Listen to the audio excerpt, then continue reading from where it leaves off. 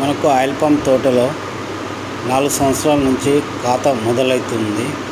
అప్పుడు ప్రతి సంవత్సరం ఒక చెట్టు నుంచి 40 నుంచి 45 ఆకులు వస్తాయి. అందులో ఆడపొత్తులు 18 నుంచి 21 రావడం జరుగుతుంది. ఈ ఆకులని సంవత్సరం మొత్తంలో అవి కోసి మనం చెట్ల మధ్యలో గుట్టలు గుట్టలుగా పేరుస్తాం. దానివల్ల రైతుకి ఎటువంటి ఉపయోగం ఉండదు.